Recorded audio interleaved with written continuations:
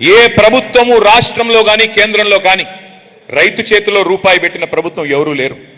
రైతు చేతిలో అర పైసా పెట్టిన ప్రభుత్వం లేరు. రైతు దగ్గర వసూలు చేసిన వాళ్ళే అందరూ. భూమి శిస్తు పేరు మీద, నీటి తీరువా పేరు మీద, విద్యుత్ బిల్లుల పేరు మీద రైతు దగ్గర తోలు వలిచి వసూలు చేశారు. ఆఖరికి రైతులు అప్పులు కట్టకపోతే మోటార్లు ఎత్తుకుపోయిన రోజులు, స్టార్టర్లు ఎత్తుకుపోయిన రోజులు. ఆ రోజుల్లో అంజుమన్ బ్యాంక్ అని ఉండేది, మరి ఇప్పుడు ఉన్నట్టుంది. కానీ చివరికి తలుపులు కిటికీలు ఎత్తుకుపోయిన రోజులు కూడా ఉన్నాయి. లోన్లు కనుక కట్టకపోతే మీకు కొంతమందికి పెద్దవాళ్ళకి తెలిసి ఉంటుంది.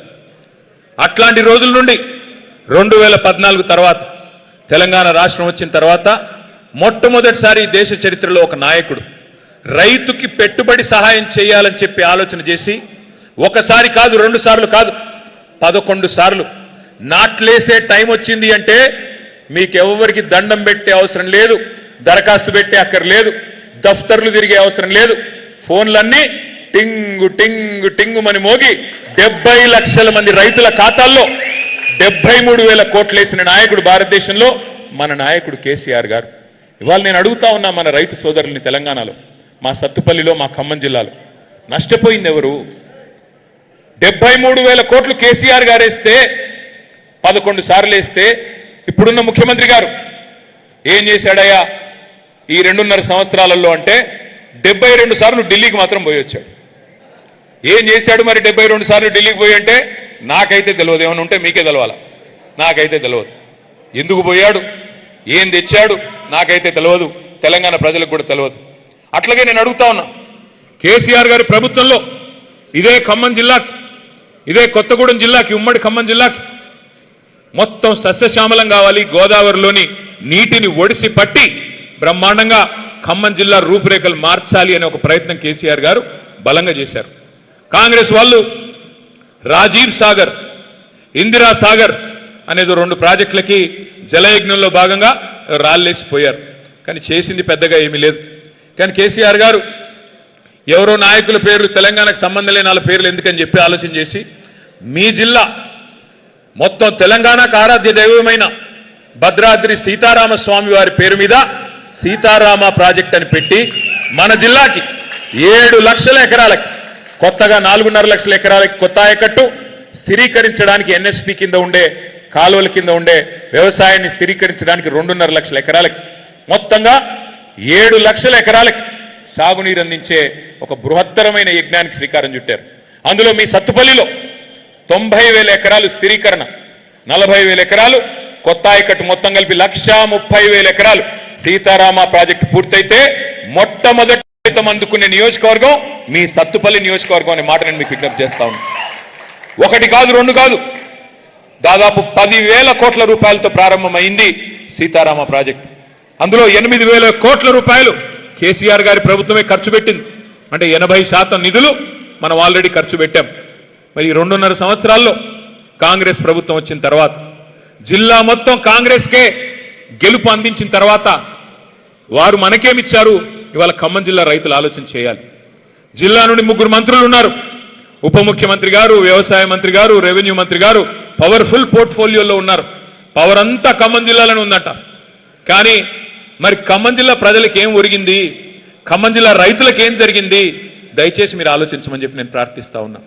రుణమాఫీ అన్నారు, 2 లక్షల వరకు రుణం మాఫీ చేస్తామన్నారు. 2 లక్షలు ఎన్ని డైలాగులు కొట్టారు? 2 లక్షల రుణమాఫీ అని చెప్పి గద్దెనెక్కిన కాంగ్రెస్ ప్రభుత్వం మరి డిసెంబర్ 2023లో బట్టి విక్రమార్క గారు మీటింగ్ పెట్టారు బ్యాంకర్లందరితో. పెట్టి ఏమన్నారు? 50,000 కోట్లు అవసరం పడుతుంది. ఏది 2 లక్షల రుణం మాఫీ చేయాలి అంటే 50,000 కోట్ల రూపాయలు అవసరం పడుతుందని చెప్పి బ్యాంకర్లు బట్టి గారికి చెప్పారు. బట్టి గారు సరే అన్నారు. మరి ఏమైందో ఏమో తెలియదు. డిసెంబర్ పోయింది, క్యాలెండర్ మారింది, జనవరి వచ్చింది. జనవరిలో ముఖ్యమంత్రి గారి ప్రకటన 40,000 కోట్లు చాలు రుణమాఫీకి, 2 లక్షల రుణమాఫీకి. 10,000 ఎగిరిపోయింది, ఎవడు తిన్నాడో తెలియదు. 10,000 ఎగిరిపోయింది, 40,000 కోట్లు చాలు, మేము 1 సంవత్సరం కడుపు కట్టుకుంటే ఆ 40,000 కోట్లు ఎడమ చేత్తో ఇచ్చేస్తా అని ముఖ్యమంత్రి గారు మాట్లాడిన మాట మేము నిజమేనేమో అనుకున్నాం. మరి 40,000 మాయమైంది. మళ్ళీ క్యాబినెట్ మీటింగ్ కాడికి పోయేసరికి 31,000 కోట్లు సరిపోతాయన్నారు. 31,000 కోట్లు సరిపోతాయన్నారు. ఓహో, ఆ 9,000 కోట్లు ఎక్కడ పోయిందంటే ఎవరికి తెలియదు. 9,000 కోట్లు మాయమైపోయింది. క్యాబినెట్ నుంచి అసెంబ్లీకి వచ్చే లోపల అసెంబ్లీలో బడ్జెట్ పెట్టే దానిలో 26,000 కోట్లు అని పెట్టారు. అక్కడ మళ్ళీ ఒక 5,000 కోట్లు మాయమైంది. అంటే ఎక్కడ మొదలైంది? 50,000 కోట్ల కాడ మొదలైంది రుణమాఫీ కథ. అక్కడి నుంచి ముఖ్యమంత్రి గారి దగ్గరికి వచ్చేసరికి 40,000 కోట్లు అన్నాడు. ఎడమ చేతితో ఇచ్చేస్తా, ఒక్క సంవత్సరం కడుపు కట్టుకుంటే చాలన్నాడు. తర్వాత మళ్ళీ క్యాబినెట్ కాడికి వచ్చేసరికి 31,000 కోట్లు. అసెంబ్లీకి వచ్చేసరికి బడ్జెట్ సమావేశాలకు వచ్చే వరకు 26,000 కోట్లు. అక్కడి నుంచి చివరికి ఎక్కడ ఆగిందయ్యా అంటే ఈ మధ్యన నొక్కి నొక్కి చెప్తున్నారు తుమ్మల గారు, 20,000 కోట్లు ఇచ్చాం. అయ్యా నేను అడుగుతా ఉన్నా, 50,000 కోట్లు అని చెప్పింది మీరే, 50,000 కోట్లు అవసరం పడుతుందని చెప్పింది డిసెంబర్ 23లో మీరే, ఇవాళ 20,000 కోట్లు ఇచ్చామని చెప్తుంది మీరే. అంటే దాని అర్థం ఏంటి? రూపాయిలో 40 పైసలు మాత్రమే రుణమాఫీ జరిగింది, ఇంకా 60 పైసలు కాలేదు. ఇది మోసం కాదా? ఇది ఓట్లేసిన ఖమ్మం జిల్లా రైతుల్ని మీరు వంచడం కాదా? మిత్తిలు కట్టుకోండి, 2 లక్షల మీద ఎంతుంటే అంత మీరు కట్టేయండి, మిగతాది మేము కడతామని మీరు చెప్పిన మాట వాస్తవం కాదా? మిమ్మల్ని నమ్మి బ్యాంకుల్లో మిగతా డబ్బులు కట్టుకున్న రైతుల పరిస్థితి ఏంటి ఇవాళ ఆలోచించమని చెప్పి ఖమ్మం జిల్లా రైతు బిడ్డలు నేను అడుగుతా ఉన్నా. అట్లాగే మీకు తెలుసు రైతు బంధు. అయ్యా కాంగ్రెస్ వస్తే రైతు బంధుకు రామ్ రామ్ చెప్తారు, రైతు బంధు ఉండదు, ఇవ్వరు అని కేసీఆర్ గారు చెప్తే రేవంత్ రెడ్డి గారు ఏమన్నారు ఆ రోజు? ఎవరయ్యా చెప్పింది మీకు రైతు బంధు బంద్ చేసేందుకు? మేమేమన్నా దివానాగాళ్ళమా? మాకేమన్నా దిమాగ్ లేదా? గుర్తుందా డైలాగు? లేదా వీడియో వేయాలా?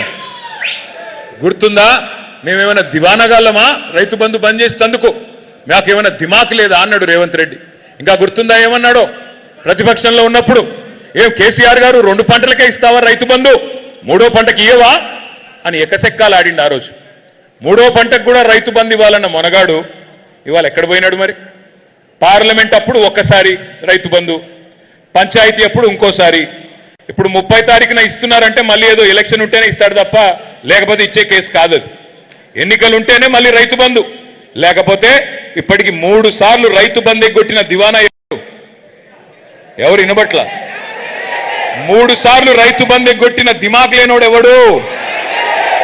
మరి వాళ్ళు ఏం నేనేం బూతులు తిట్టట్లేదు స్వామి, ఆయన చెప్పిందే చెప్తున్నా. దివానాగాడు దిమాగ్ లేనోడు అని ఆయన చెప్పిందానే ఉటంకిస్తున్నాను తప్ప మళ్ళీ లేకపోతే ఎవరో ఒకరు అంటారు ముఖ్యమంత్రి గారిని ఇట్లా అంటావా అట్లా అంటావా. ఈయన ఏం అనట్లేదు, ఆయన చెప్పిందే చెప్తున్నా. అట్లాగే నేను ఒకటి అడుగుతా ఉన్నా, మీరు ఆలోచించమని కోరుతా ఉన్నా. రుణమాఫీ మోసం, రైతు బంధు మోసం, బోనస్ అన్నారు. ప్రతి పంటకి బోనస్, వడ్లకి బోనస్, మక్కలకి బోనస్ 500, పత్తులకి బోనస్ 500, జొన్నలకి, కందులకి, శనగలకి, మిర్చికి అభయహస్తం మేనిఫెస్టోలో ఒక పేజీ పెట్టారు. ఇదిగో 2,700 ఇంత, 500 కూడితే 3,200 మొత్తం ఇచ్చేస్తాం అని చెప్పి బోనస్ అని చెప్పి ఇవాళ వస్తుందా బోనస్? మొదలేమో వడ్లన్నిటికీ అన్నారు, తర్వాత లేదు లేదు సన్నాలు మాత్రమే అన్నారు. మొన్నటిదాకా 40 రకాలు సన్నాలు అన్నారు, ఇప్పుడేమంటున్నారు? 7 రకాలకు మాత్రమే. నేను చెప్తా ఉన్నా ఇలా గుర్తుపెట్టుకోండి, ఆ 7 కూడా రాబోయే రోజుల్లో ఉండదు, అది కూడా మాయం. ఎక్కడ మొదలైంది, ఎక్కడి దాకా వచ్చింది, ఇందులో మోసం ఏందో ఆలోచించుకోమని చెప్పి కోరుతా ఉన్నా. అట్లాగే ఇంకోటి చెప్పినారు, కొనుగోళ్లు అద్భుతంగా చేస్తామన్నారు. కొనుగోళ్లు కొంటున్నారా? ధాన్యం కొనే పరిస్థితి ఉందా? ఇవాళ ధాన్యం తీసుకొచ్చి 30 రోజులు, 40 రోజులు, 60 రోజులు అక్కడ అవస్థలు పడుతుంటే కూడా కనీసం సంచులు ఇచ్చే దిక్కు లేదు, గన్ని బ్యాగ్స్ ఇచ్చే దిక్కు లేదు. అక్కడ సంచులు ఇస్తున్నారా? సంచులు దొరుకుతున్నాయా? లేవు. ఎక్కడ పోయినాయి సంచులన్నీ? ఢిల్లీకి పోతున్నాయి, మూటలు మూటలు పోతున్నాయి ఢిల్లీకి. రాష్ట్రంలో రైతు బంధు లేదు, కానీ ఢిల్లీలో రాహుల్ బంధు మాత్రం బాగా జరుగుతున్నది. 72,000 కోట్లు ఇక్కడ కేసీఆర్ గారు రైతులకు ఇస్తే, 72,000 కోట్లు కేసీఆర్ గారు ఇస్తే 72 సార్లు ఢిల్లీకి పోయిన ముఖ్యమంత్రి గారు నిధులు తెచ్చింది లేదు, నిధులు ఇచ్చింది మాత్రం చాలా ఉంది. కప్పం కట్టాలి, సామంతరాజు కదా, ఢిల్లీ వాళ్ళకి గులాం కదా, సామంతుడు కదా. మరి సామంతుడు కాబట్టి అక్కడ కప్పం కట్టకపోతే ఉంటుందా? పోస్టు ఊడిపోతుంది. అందుకే నెల నెల పోవాలి, కప్పం కట్టుకోవాలి, రెన్యువల్ చేయించుకోవాలి, రావాలి. రెగ్యులర్ సీఎం కాదా ఆయన, రెన్యువల్ సీఎం. రెన్యువల్ చేయించుకుంటేనే ఆ పదవి ఉంటుంది తప్ప లేకపోతే ఉండదు. ఇది వాస్తవం. అందుకే నేను అనేది ఇవాళ రైతులు అడుగుతా ఉన్నారు ఎక్కడ పోయిందంతా అని. సీతారామ విషయానికి వస్తే 2024 15 ఆగస్టు నాడు తుమ్మల గారు మంత్రులందరూ పోయి నెత్తిన నీళ్లు చల్లుకున్నారు. కేసీఆర్ గారు మొత్తం బ్రహ్మాండంగా మొత్తం పని పూర్తి చేస్తే వీళ్ళు వచ్చి నెత్తిని నీళ్లు చల్లుకున్న సాధించిందే ఉంది, చేసిందే ఉంది నేను అడుగుతా ఉన్నా.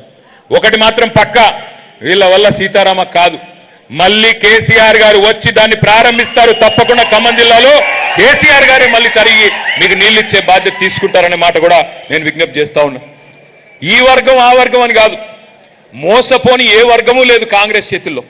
నేను ఇక్కడికి వస్తా ఉన్నా, మధ్యలో వీరన్న అంబేద్కర్ గారికి దండయ్యన్న అంటే అక్కడికి పోతే అక్కడ ఒక 10 మంది విద్యార్థులు వచ్చారు. అన్నా ఫీజు రీయింబర్స్మెంట్ రావట్లేదన్నా, అన్నా ఫీజు రీయింబర్స్మెంట్ రావట్లేదన్నా. ఒక్కసారి గుర్తు తెచ్చుకోండి వాళ్ళ మాటలు. ఏం మాటలు చెప్పారు విద్యార్థులకి? 10వ తరగతి పాస్ అయితే 10,000, 12వ తరగతి పాస్ అయితే 25,000, డిగ్రీ పాస్ అయితే 1,00,000, పోస్ట్ గ్రాడ్యుయేషన్ పూర్తి చేస్తే 5 లక్షలు. గుర్తుందా? ఎస్సీ ఎస్టీ విద్యార్థులందరికీ 10వ తరగతి పాస్ అయితే 10,000, 12వ తరగతి పాస్ అయితే 25,000. నోటికొచ్చిన బొంకుడు ఇష్టం వచ్చిన మాటలు చెప్పారు. 5 లక్షల విద్యా భరోసా కార్డు ఇస్తాం, విద్యార్థులకు ఒక విద్యా భరోసా కార్డు ఇస్తామన్నారు. ఏమైంది మరి ఈరోజు? 10,000 కోట్ల ఫీజు రీయింబర్స్మెంట్ బకాయిలు ఇవాళ పేరెంట్సే చెల్లించాలి, తల్లిదండ్రులే చెల్లించాలి, ప్రభుత్వం చెల్లించకపోయినా బాధ్యత మీదే అనే పరిస్థితి ఇవాళ వచ్చింది. అంటే నష్టపోయింది ఎవరు? నష్టం జరిగింది ఎవరికి? దయచేసి ఆలోచించండి విద్యార్థులారా, విద్యార్థుల తల్లిదండ్రులారా ఆలోచించండి. ఇదే ఖమ్మం జిల్లాలో మోసపోయి 10వ తరగతికి ఇంత, 12వ తరగతికి ఇంత అంటూ వేలం పాట పాడినట్టు నోటికొచ్చినట్టు వాగ్దానాలు ఇస్తే వాటిని నమ్మిన పాపానికి ఇవాళ కాంగ్రెస్ చేస్తున్నదేంటో దయచేసి ఆలోచించమని చెప్పి నేను కోరుతా ఉన్నా. నిరుద్యోగులకు చెప్పాడు రేవంత్ రెడ్డి, మీకు ఉద్యోగం వచ్చేదాకా నేను మీతో ఉంటా, 1-2 ఉద్యోగాలు మీరు ఊడగొట్టండి, కేసీఆర్ ఉద్యోగం కేటీఆర్ ఉద్యోగం తీసేయండి, 2 లక్షల ఉద్యోగాలు ఇస్తా మొదటి సంవత్సరం అని చెప్పాడు. ఇచ్చాడా? 2 లక్షల ఉద్యోగాలు వచ్చినాయా రాలేదా? 2 లక్షలు కాదు, అందులో కనీసం 10వ వంతు కూడా రాలా. ఈ రోజుకి ఈ ప్రభుత్వం వచ్చినాక, కాంగ్రెస్ ప్రభుత్వం వచ్చినాక ఇచ్చిన ఉద్యోగాలు ఇవాళ కేవలం 10,000 కంటే తక్కువ. కానీ మందికి పుట్టిన బిడ్డలు మా బిడ్డలు అని చెప్పుకుంటున్నాడు రేవంత్ రెడ్డి. కేసీఆర్ గారి ప్రభుత్వంలో ఇచ్చిన ఉద్యోగాలకు, ఉద్యోగ నియామకాలకు ఈయన కాగితాలు ఇచ్చి పప్పంతా ఉడికిన తర్వాత ఉప్పు మాత్రం ఈనేసి నాదే మొత్తం అంటున్నాడు. పర్వాలేదు, నువ్వు చెప్పిందే నిజం అనుకుందాం. కానీ రేవంత్ రెడ్డి గారు, మరి మీరు చెప్పిందే నిజమైతే ఎందుకు నిరుద్యోగులు ఇవాళ రోడ్ల మీద పోరాటాలు చేస్తున్నారు? ఎందుకు దిల్సుఖ్ నగర్లో, అశోక్ నగర్లో ఇవాళ ఆందోళనలతో అట్టుడికి పోతున్నాయి? సమాధానం చెప్పమని చెప్పి నేను కోరుతా ఉన్నా. 4,000 నిరుద్యోగ భృతి ఇస్తా అన్నావు రేవంత్ రెడ్డి గారు. ఒక్కొక్క విద్యార్థికి, ఒక్కొక్క తమ్ముడికి, చెల్లికి 4,000 ఇస్తా అన్నావు నెలకి. మరి 30 నెలలు అయిపోయింది, 1,20,000 ఎక్కడా అని నిరుద్యోగులు అడిగితే ఏమంటాడు రేవంత్ రెడ్డి గారు? మీ లాగులో తొండలొదులుతా, మీ గుడ్లు బీకి గోటీలు ఆడతా, మీ పేగులు తీసి మెడలేసుకుంటా. 2.5 ఏళ్లలో భూతులు, ఎగవేతలు, కూల్చివేతలు తప్ప మీరు చేసింది ఏంటి అని నేను అడుగుతా ఉన్నా. ఇంకొక వర్గం మా ఆడబిడ్డలు ఉన్నారు ఇక్కడ. ఏం చెప్పారు రేవంత్ రెడ్డి గారి ప్రభుత్వం? పార్టీ ఆనాడు అత్తకి 4,000, కోడలికి 2,500, నెలకి 2,500 ఇస్తా అన్నాడా లేదా?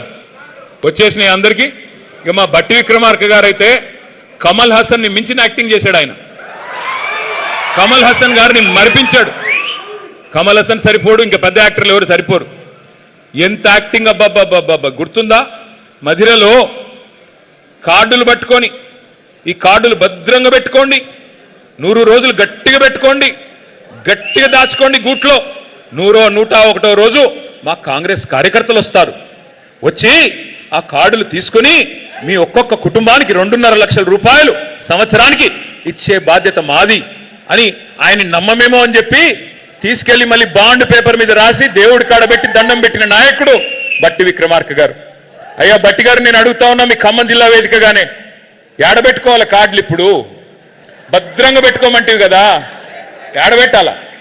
ఏం చేయాలి? నీ కార్డుల్ని బొందబెట్టాలనా? సంవత్సరీకం చేయాలన్నా? నీ గ్యారంటీ కార్డులకి, నీ గ్యారంటీకి ఏం సమాధానం చెప్తావు అని అడుగుతా ఉన్నా. సమాధానం చెప్పేటోడు లేడు. కానీ కొత్త డైలాగులు నేర్చుకున్నారు వీళ్ళు, విచిత్రమైన డైలాగులు. ఏమయ్యా, మరి మీరేగా చెప్తిరి 100 రోజులు అంటిరి, 6 గ్యారంటీలు అంటిరి, అన్ని 3 నెలల్లోనే మ్యాజిక్ చేస్తామంటారు కదా. 13 హామీలు, 6 గ్యారంటీలు, 13 డిక్లరేషన్లు, 420 హామీలు, శాతభారతం అంత రాశారు కదా. ఏది నాయనా మరి 3 నెలల్లో హామీలు అంటే? ముఖ్యమంత్రి గారి మధ్యన కొత్త డైలాగ్ కొడుతున్నాడు. ఏమంటున్నాడు ఆయన? ఎంత కండలు తిరిగిన పెహల్వాన్ అయినా 3 నెలల్లో పిల్లలు పుట్టిస్తాడా? మనకు తెలియదా? 3 నెలల్లో పిల్లలు పుడతారో పుట్టరో మనకు తెలియదా? అది ముఖ్యమంత్రి గారు చెప్పాలనా? ఒక ముఖ్యమంత్రిగా ఎట్లాంటి వాళ్ళని చూసాం మనం? ఒక ఎన్టీ రామారావు గారిని, ఆ తర్వాత చంద్రబాబు నాయుడు గారిని, ఆ తర్వాత రాజశేఖర్ రెడ్డి గారిని, ఆ తర్వాత రోసయ్య గారు, కిరణ్ కుమార్ రెడ్డి గారు, ఆ తర్వాత మన నాయకుడు కేసీఆర్ గారు. ఇట్లాంటి గౌరవప్రదమైన వ్యక్తులను చూసి ఇవాళ ఒక ముఖ్యమంత్రి 3 నెలల్లోనే పిల్లలు పుడతారా అని అడిగితే ఏమనాలా? ఏం చెప్పాలా? ఎవడు చెప్పమన్నాడు నిన్ను? 3 నెలల్లోనే పొడి చేస్తా, 3 నెలల్లోనే రైతు భరోసా వేస్తా, 3 నెలల్లోనే నవంబర్లో తీసుకుంటే 2000, డిసెంబర్లో తీసుకుంటే 4000 అని మాట్లాడిన సన్నాసెవడు? మా తమ్ముళ్ళందరికీ 4000 ఇస్తానని చెప్పి మోసం చేసిన దుర్మార్గుడు ఎవడు? నేను అడుగుతా ఉన్నా ఈరోజు. మరి నేను అడుగుతా ఉన్నా ముఖ్యమంత్రి గారు, 3 నెలల్లోనే పిల్లలు పుట్టరని మాకు తెలుసు, కానీ 30 నెలల్లో పుట్టకపోతే నిన్నేమనాలా? 30 నెలల్లో అయితే పుట్టాలి కదా. మరి 30 నెలల్లో పుట్టకపోతే ఏం పిలవాలా నిన్ను? మళ్ళీ ఏమన్నంటే ఈయనేదో అన్నాడని మళ్ళీ ఒక కేసు పెట్టుకో. కేసులు ఏం కాదు, ఎన్ని పెట్టుకుంటావో పెట్టుకో, నాకేం భయం లేదు. నేను ఒకటే అడుగుతా ఉన్నా, వెనకటికి ఎవడో మొహం బాగాలేక అద్దంబలు కొట్టుకున్నాడంట. మొహం బాగాలేదు అడిది, ఏమయ్యా మొహం ఇట్లా ఉందంటే పోయి అద్దంబలు కొట్టాడంట. అట్లా ఉంది రేవంత్ రెడ్డి గారి ప్రభుత్వం.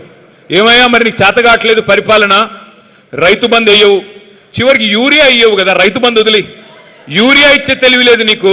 ఇప్పుడు కొత్తగా మా వీరన్న చెప్తున్నాడు, ఇప్పుడే ఏదో యాప్ పెట్టాడంట. యాప్ ఆడ షాపులో ఉండే కదా యాప్లో ఇచ్చేది, షాపులో ఉండాలి నా ముందు, అప్పుడే కదా యాప్లో నొక్కితే వచ్చేది. ఆడ షాపులోనే దిక్కు లేదు. అందుకే మీ అందరికి నేను మాటిస్తా ఉన్నా, మళ్ళీ ఖమ్మం జిల్లాలో మీరు మాకు మెజారిటీ సీట్లు ఇచ్చి కేసీఆర్ గారిని ముఖ్యమంత్రి చేస్తే ఆ యాప్ని తీసుకెళ్లి బంగాళాఖాతంలో పాడేసే బాధ్యత మాది. మళ్ళీ షరా మామూలుగా ఇదివరకు ఎట్లయితే కేసీఆర్ గారి టైంలో ఉండేదో, ఒక ఆటో అన్నకి ఫోన్ కొడితే మీ పొలం కాడికి వచ్చి మళ్ళీ యూరియా ఇచ్చిపోయే రోజులు మళ్ళీ తెచ్చే బాధ్యత మాది. దానికి మోడీ పేరు చెప్పి ఇంకోటి పేరు చెప్పి తప్పించుకునే ప్రయత్నం మేము చేయం.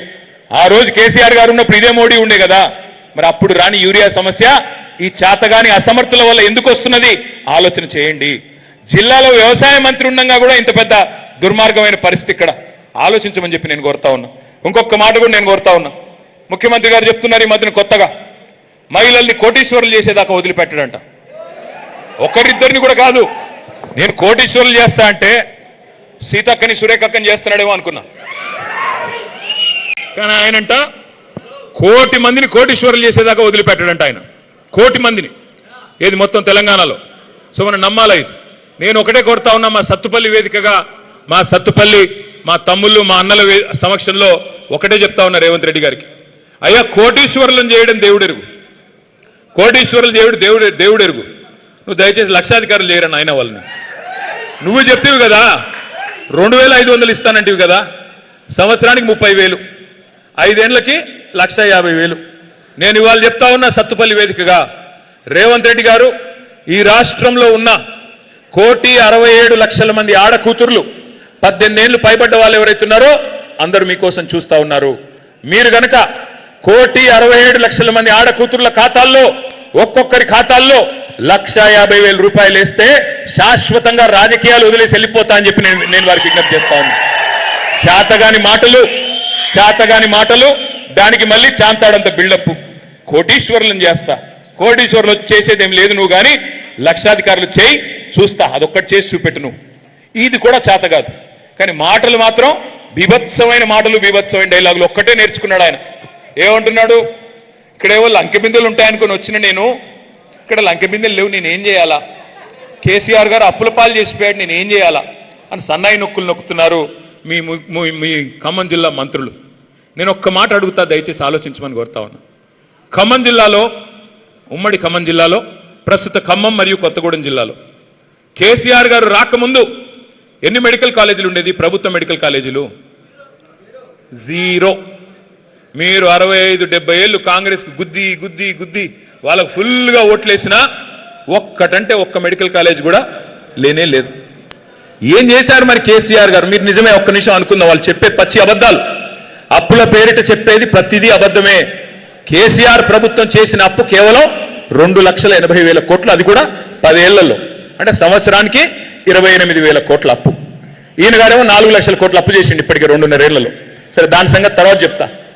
2,80,000 కోట్ల అప్పు కేసీఆర్ గారు చేశారు. ఈయనేమంటున్నాడు, కాదు కాదు కాదు 8 లక్షల కోట్లను ఒకడంటాడు, 6 లక్షల కోట్లు ఒకడంటాడు, 7 లక్షలను ఒకడంటాడు. నోటికి ఎంత వస్తే అంత, ఎవరికి ఎంత తోస్తే అంత. సరే, నువ్వు చెప్పింది నిజమే అనుకుందాం. ఒక్క నిమిషానికి నువ్వు చెప్పింది నిజమే అనుకుందాం. నేను అడుగుతా ఉన్నా రేవంత్ రెడ్డి గారిని, ఏం జరిగింది మరి? కేసీఆర్ గారు అప్పు చేశారు, ఓకే అనుకుందాం. ఏం చేసిండు కేసీఆర్? అప్పు చేసి ఏం చేసిండు కేసీఆర్ అంటే 73,000 కోట్ల రూపాయలు 70 లక్షల రైతుల ఖాతాల్లో వేసిన మగాడు మనగాడు కేసీఆర్. కేసీఆర్ అప్పు చేస్తే 2 సార్లు లక్ష రుణం మాఫీ చేశాడు. 29,000 కోట్లు దానికి ఖర్చు పెట్టాడు. అంటే ఇందాక సోదరులు ఎవరో ఒకరు మాట్లాడుతున్నారు, దాదాపు సుమారు 80,000 కోట్ల, 80,000 కాదు 1,02,000 కోట్లు కేసీఆర్ గారు నేరుగా రైతుల ఖాతాల్లో వేసి చూపెట్టాడు అప్పు చేస్తే. అప్పు చేస్తే కేసీఆర్ ఏం చేసిండు? సీతారామ ప్రాజెక్టు కట్టిండు, మరి బ్రహ్మాండంగా 80% పూర్తి చేసి వడ్డిచ్చిన విస్తరలాగా నీ చేతుల్లో పెట్టిండు. సీతారామకి 8,000 కోట్లు ఖర్చు పెట్టిండు. కాళేశ్వరం ప్రాజెక్టు కట్టిండు కేసీఆర్, కట్టి 1,00,000 కోట్లు ఖర్చు పెట్టి 40 లక్షల ఎకరాలు ఇవాళ సాగులోకి తెచ్చిండు కేసీఆర్. అప్పు చేసిండు కేసీఆర్. ఎస్, పాలమూరు రంగారెడ్డి ఎత్తిపోతల పథకం కట్టి దాన్ని కూడా 90% పూర్తి చేసి దాదాపు 30,000 కోట్లు దాని మీద ఖర్చు పెట్టిండు కేసీఆర్. మీరు అధ్వానంగా చీకట్లో మమ్మల్ని వదిలిపెట్టిపోతే, కరెంటు ఇవ్వకుండా సతాయిస్తే మా రైతన్నల్ని కేసీఆర్ గారు వచ్చిన తర్వాతనే కదా భారతదేశం మొత్తంలో మొట్టమొదటిసారిగా 24 గంటలు ఉచిత విద్యుత్ రైతులకు ఇచ్చిన మగాడు మనగాడు కేసీఆర్ కాదా? దానికోసం 1,50,000 కోట్లు ఖర్చు పెట్టాడు కేసీఆర్. కొత్త పవర్ స్టేషన్లు, కొత్త ట్రాన్స్ఫార్మర్లు, కొత్త సబ్ స్టేషన్లు, లైన్లు, అట్లాగే కొత్త విద్యుత్ ఉత్పత్తి కేంద్రాలు ఇవన్నీ కట్టింది కేసీఆర్ ప్రభుత్వం కాదా? 7,700 మెగావాట్లు విద్యుత్ సామర్థ్యం ఉంటే ఉత్పత్తి సామర్థ్యం 24,000 మెగావాట్లకు తీసుకెళ్లింది కేసీఆర్ నాయకత్వం కాదా? 24 గంటలు కరెంట్ ఇచ్చిన మాట వాస్తవం కాదా? ఇవన్నిటికీ కేసీఆర్ ఖర్చు పెట్టాడు. దాంతో పాటు కేసీఆర్ అప్పు చేసిండు నిజమే, 1000 గురుకుల పాఠశాలలు పెట్టిండు. ఎస్సీ, ఎస్టీ, బీసీ, మైనారిటీ పిల్లలకి 6.5 లక్షల మందికి మరి సంవత్సరానికి 1,20,000 రూపాయలు వాళ్ళ మీద ఖర్చు పెట్టి, నెలకు 10,000 రూపాయలు ఖర్చు పెట్టి ప్రపంచంతో పోటీపడే పౌరులుగా తయారు చేసిండు కేసీఆర్. అవును, కేసీఆర్ అప్పు చేసిండు. ఏం చేసిండు? 200 రూపాయల పెన్షన్ 10 రెట్లు పెంచి 2,000 రూపాయలు చేసి మరి ఆసరాగా నిలబడ్డాడు పేదింటి ఆడబిడ్డలకి, పేదింటి పెద్ద మనుషులకి. అవును, కేసీఆర్ అప్పు చేసిండు. 14 లక్షల మంది ఆడ కూతుర్లకి కళ్యాణ లక్ష్మి పేరుతో, షాదీ ముబారక్ పేరుతో ఒక మేనమామలాగా 1,00,000 రూపాయలు ఇచ్చి లగ్గం చేసిండు కేసీఆర్. అవును, కేసీఆర్ అప్పు చేసిండు. కేసీఆర్ కిట్లిచ్చి ఆడకూతురు పుడితే 13,000, మగపిల్లోడు పుడితే 12,000 ఎవరన్నా ఇచ్చారా దేశంలో? ఇవన్నీ చేసిండు కేసీఆర్. నేను రేవంత్ రెడ్డిని అడుగుతా ఉన్నా, అయ్యా మరి కేసీఆర్ అప్పు చేస్తే ఇన్ని పనులు చేశాడు, ఇంకా చెప్పమంటే ఇంకో గంట చెప్తా. దయచేసి నువ్వేం చేసావో చెప్పు. 4 లక్షల కోట్లు అప్పు చేసి 2.5 ఏళ్లలో నువ్వు చేసిందేంది, సాధించిందేంది, తెలంగాణకి వండి వారించిందేంది చెప్పమని కోరుతా ఉంది. ఒక్క పని ఏదన్నా ఫలానా పని గొప్ప పని చేశాడు రేవంత్ రెడ్డి గారు అని చెప్పుకునే పరిస్థితి ఉందా? చేశాడు గొప్ప పని. ఖమ్మంలో ఏం చేశాడు? వెలుగుమట్లలో పేదవారి ఇండ్లన్నీ నేలమట్టం చేశాడు. 1000 ఇండ్లు. ఎందుకు? వాళ్ళ రియల్ ఎస్టేట్ వ్యాపారాలకు అడ్డం వస్తున్నారని. పొంగులేటి శ్రీనివాసరెడ్డి గారి రియల్ ఎస్టేట్ వ్యాపారం, తుమ్మల నాగేశ్వరరావు గారి రియల్ ఎస్టేట్ వ్యాపారం, వాటికి అడ్డం వస్తున్నారని పక్కన ఉన్న అందవిహీనమైన కాలనీ అంటారు, పక్కన ఉన్న విల్లాస్కి అడ్డం వస్తుందని చెప్పి పేదవాళ్ళ కడుపు మీద తన్నారు కాంగ్రెస్ నాయకులు. అవును, అభివృద్ధి జరుగుతూ ఉంది బ్రహ్మాండంగా. రెవెన్యూ, రాష్ట్ర రెవెన్యూ పడిపోతోంది. కానీ రెవెన్యూ మంత్రి గారి అక్రమ సంపాదన మాత్రం 100,000 కోట్లు పెరిగిపోతానే ఉన్నది. అవును, అభివృద్ధి జరుగుతోంది. మీ బుగ్గపాడులో ఫుడ్ పార్కులో ఏం జరుగుతూ ఉంది? మట్టి ఎత్తుకొని పోతున్నారు. మట్టి మాత్రమే కాదు, ఇవాళ నేను అడుగుతా ఉన్నా, అక్కడ మార్కెట్ విలువ 60 లక్షలు ఉంటే ఎకరానికి 21 లక్షలకు ఎకరం రాసి ఇవ్వవలసిన అవసరం ఏమొచ్చింది? 70 ఎకరాలు. ఎవరికి రాసిచ్చారు? ఎందుకు రాసిచ్చారు? అదే కంపెనీ పక్కన మార్కెట్లో 60 లక్షల ఎకరం ఉంటుంది పక్కకే, కానీ ఇక్కడికి వచ్చేసరికి 21 లక్షల ఎకరాలు. ఎవరి కోసం? మీకు టీఎస్ఐఐసి వాళ్ళు చెప్పారు, ఇండస్ట్రియల్ ఇన్ఫ్రాస్ట్రక్చర్ కార్పొరేషన్ 40 లక్షలకు తక్కువ ఇవ్వకూడదని. మార్కెట్ వాల్యూ 60 లక్షలు, 40 లక్షలేమో మరి టీఎస్ఐఐసి వాల్యూ. ఏది కాదని 21 లక్షల రూపాయలకి ఎకరం ఎందుకు ఇవ్వాల్సి వచ్చింది? 21 లక్షలు ఒకటే కాదు, మట్టి సీతారామ ప్రాజెక్ట్ నుండి 100 కోట్ల మట్టి దోపిడీ చేస్తున్న మంత్రి ఎవరు తెలవదా మీకు? మీ గౌరవ వ్యవసాయ మంత్రి గారు, ఆయనే ఉన్నారు దాని వెనకాల. ఇది జరుగుతూ ఉంది ఇవాళ రాష్ట్రంలో. ఏం జరుగుతూ ఉందంటే పొంగులేటి గారికి మాత్రం 1000 కోట్ల కాంట్రాక్టులు, ఇక్కడ బుగ్గపాడులో దోపిడీ, అక్కడ వెలుగుమట్లలో ఇల్లు నేలమట్టం, రైతుకు రైతు బంధు రాదు, యూరియా దొరకదు, కొనేటోడు లేడు, దేనికి మళ్ళీ ఏమి జరగదు, పెన్షన్లు పెరగవు, ఏది ఒరగదు. కానీ మళ్ళీ అభయహస్తం గాడిది గుడ్డు, అది మాత్రం చెప్పాలి. అందుకే నేను మిమ్మల్ని ప్రార్థించేది, నష్టపోయింది ఎవరు? కేసీఆర్ గారా లేక ఖమ్మం జిల్లాలోని పేద ప్రజల? ఆలోచించండి. నేను ఇక చివరిగా ఒక్క మాట మీకు చెప్పేది, ఇవాళ రాష్ట్రంలో మోసపోని వర్గం లేదు. బీసీలకి 1,00,000 కోట్లు అన్నారు, మోసం. 5 ఏళ్లలో ప్రతి బడ్జెట్లో 20,000 కోట్లు పెడతాం. బీసీలని ఎస్సీలని ఎస్టీలని కాంట్రాక్టర్లు చేస్తాం. బీసీలకి 42% వాటా ప్రభుత్వ కాంట్రాక్టులలో, ఎస్సీ ఎస్టీలకు 32% వాటా అన్నారు. మరి ఇవాళ పొంగులేటి శ్రీనివాసరెడ్డికి తప్ప ఎవరికన్నా వస్తున్నాయా కాంట్రాక్టులు? దయచేసి మీరు ఆలోచించండి. ఆయన మాత్రం 1000 కోట్లు వెనకేసుకోవచ్చు, కానీ ఇవాళ ఎస్సీ ఎస్టీ బీసీలకు ఇచ్చిన మాట మాత్రం ఎక్కడా చెల్లుబాటు కాదు. అందుకే మరి మీ మనసు నిండా ఉంది, నేను చూస్తా ఉన్నా సత్తుపల్లిలో దిగిన కాడికి వెళ్ళి ఇప్పటిదాకా మనసు నిండా ఉంది. ఏముంది? కేసీఆర్ గారు తిరిగి ముఖ్యమంత్రి కావాలి అనే కమిట్మెంట్ ఉందా? పక్కానా? వీరయ్య గారు మళ్ళీ తిరిగి గెలవాలా వద్దా? గెలవాలంటే కొద్దిగా గట్టిగా సౌండ్ పెంచాలా? కేసీఆర్ గారు తిరిగి ముఖ్యమంత్రి కావాలా వద్దా? కేసీఆర్ గారు తిరిగి వస్తేనే మళ్ళీ ఖమ్మం జిల్లాకు న్యాయం జరిగేది. అందుకే మరి గెలవాలి అంటే ఊరికే డైలాగులతోనో ఊరికే ఉపన్యాసాలతోనే కాదు. అందుకే ఈ కార్యక్రమం ఇవాళ పెట్టుకున్నాం. వీరయ్య గారు ప్రత్యేకంగా పిలిచారు, అన్న మీరు రావాలి, వచ్చి మా వాళ్ళకి కొంత దిశానిర్దేశం చేయాలి.